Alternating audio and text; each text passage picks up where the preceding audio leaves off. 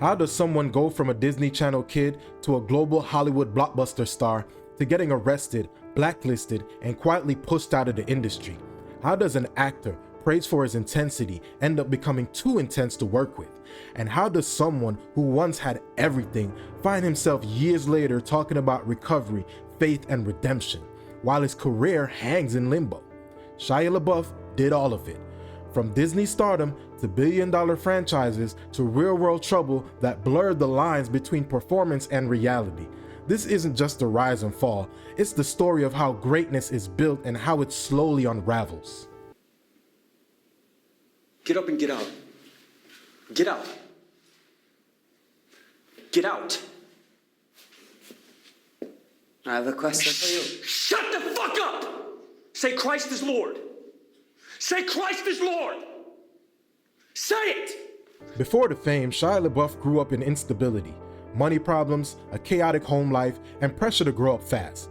As a kid, he started doing stand-up comedy, sometimes lying about his age just to get stage time.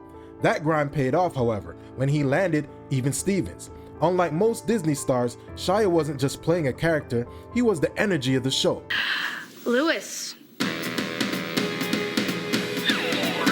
Can't wait to see your lovely gift. Yeah, well, you're gonna have to.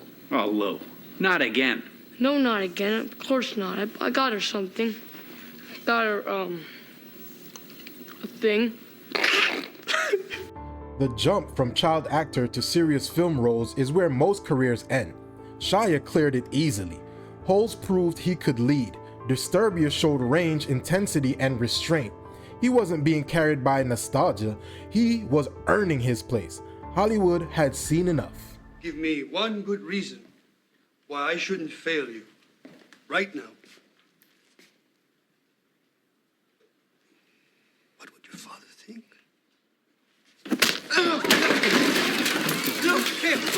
No.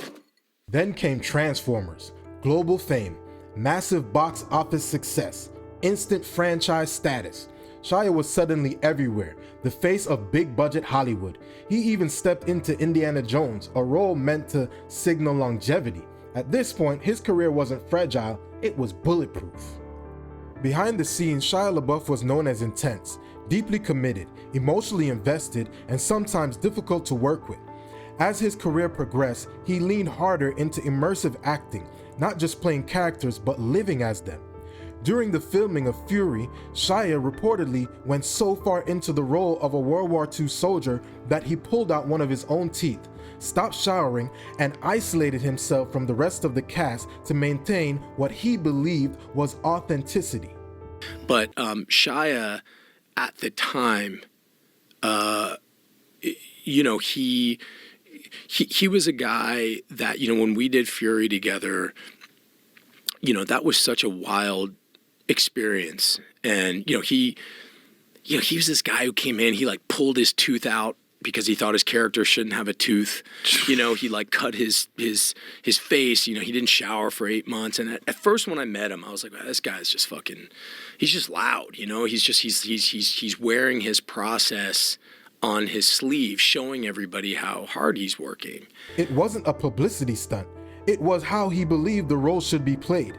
Later, while preparing for The Tax Collector, Shia portrayed a gangster, and instead of keeping that preparation on paper, he reportedly immersed himself in real-world gang environments, forming associations that extended beyond the set. At that point, concern wasn't about dedication, it was about where the role ended. For co-stars and crews, this made working with him unpredictable, not because he lacked talent, but because he refused to separate performance from real life. Still, Hollywood tolerated it because the results kept delivering. God doesn't exist. I'm supposed to terrorize the herd. That's my function. That's the knowledge I was born with. I'm a product of evolution, David. I see so many motherfuckers begging, pissing, shitting themselves for one more fucking second of life. And when I'm there pulling their card, I'm their God. When I'm there,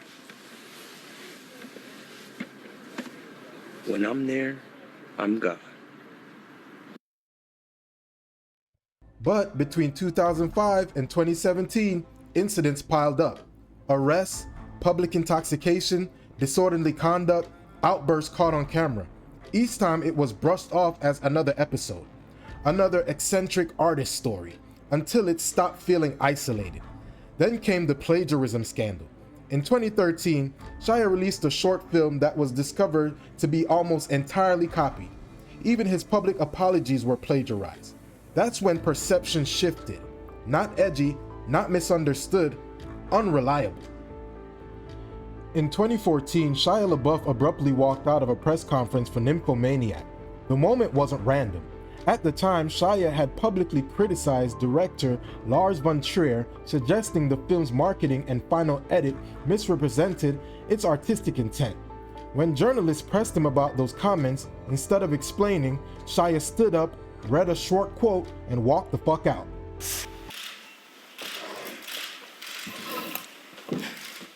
When the seagulls follow the trawler, it is because they think sardines will be thrown into the sea. Thank you very much.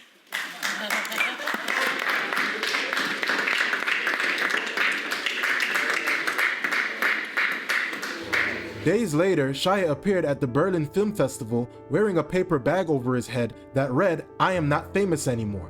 Whether it was performance art, a critique of celebrity, or a breakdown was never fully explained, and the uncertainty followed him for sure. Despite everything, the talent never disappeared. In 2019, Shia released Honey Boy, a semi-autobiographical film based on his own childhood. The movie explored his upbringing as a child actor, his volatile relationship with his father, and the long-term emotional damage that followed him into adulthood. It was raw, uncomfortable, and for the first time, deeply self-aware. Think it through. Play the tape out. What's your mother got a job for? Huh? Just in case. In case what? In case what? I don't In case know. you fail. In case it don't work out. Yes, man. She's filling your head full of fear. I don't ever do that, do I? Huh? I pump you full of strength. Because we're on a team, and I know you got what it takes. You're a fucking star, and I know it. That's why I'm here. I'm your cheerleader, honey boy. You trust me? Yeah. Okay. That same year, he appeared in The Peanut Butter Falcon. The film follows a young man with Down syndrome who escapes a care facility to chase his dreams of becoming a professional wrestler. Shia plays Tyler, a drifter burdened by grief, guilt, and loss. Instead of chaos, his performance was restrained. Instead of volatility, he offered patience and warmth. For many viewers, this role mattered because Shia wasn't the problem on screen, he was the grounding presence. That performance reminded audience why they rooted for him in the first place. For a moment, it felt like the story was changing. Until 2020, when singer and performance artist FKA Twigs filed a civil lawsuit against Shia LaBeouf. Twigs and Shia were romantically involved after meeting on the set of Honey Boy. According to the lawsuit, their relationship lasted for several months and was marked by what Twigs described as emotional, physical, and psychological abuse. These were allegations, not criminal convictions, but they were detailed and serious. And this time, the industry didn't wait. Shia was removed from the cast of Don't Worry Darling, studios quietly distanced themselves, mainstream opportunities slowed almost overnight, there were no public defenses, no long explanations, Hollywood simply moved on. These allegations are explosive. Actor Shia LaBeouf will soon have to answer for some pretty severe accusations. His ex, singer FKA Twigs, alleged in a lawsuit that LaBeouf kept loaded guns beside their bedside, knowingly gave her an STD, and even killed stray dogs to get into the mindset of a... He would often just start having an argument with me in the middle of the night, start accusing me of doing all sorts of things, planning to leave him in my head. He'd wake me up and tell me I was disgusting, that I was vile. After the fallout, Shia largely disappeared from the spotlight. He entered rehabilitation and later spoke openly about struggling with alcoholism, PTSD, and long-standing emotional trauma tied to his childhood. In interviews, Shia acknowledged that much of his behavior on and off set was driven by instability rather than artistic commitment. Yeah. And you wrote this movie while in court-ordered rehab. Yes, sir. Yeah. Yeah. Which is, did you say, hey, I got this time, I'm going to be in here, I'm going to do this? Was this something you set out to do? Well, they said you have PTSD, you got to start writing. This is how you get to the solution. The only way out is through. So I started writing all these dark chapters, you know, of my life, and it wound up being this script form thing. Sent it to my friend, became a movie. I wound up at this rehab, right, in Utah, and they do something called Family Week. And every week, on a Sunday, everybody who's involved in the program has their family show up on these Skype calls. And everybody will show up in the same room.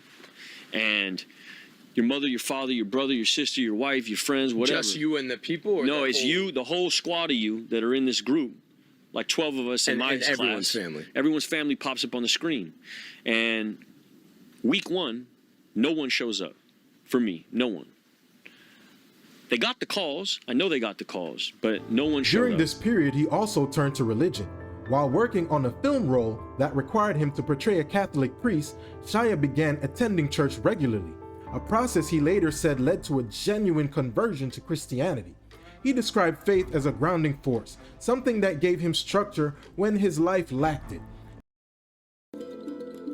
Just watching him actually really develop his relationship with Christ, not just being just some historical figure, but an actual person in his heart and in his life, and watching Christ silently work with him and letting the gospel and him witnessing the sacraments just slowly transform the way he looks at life and the way he prays.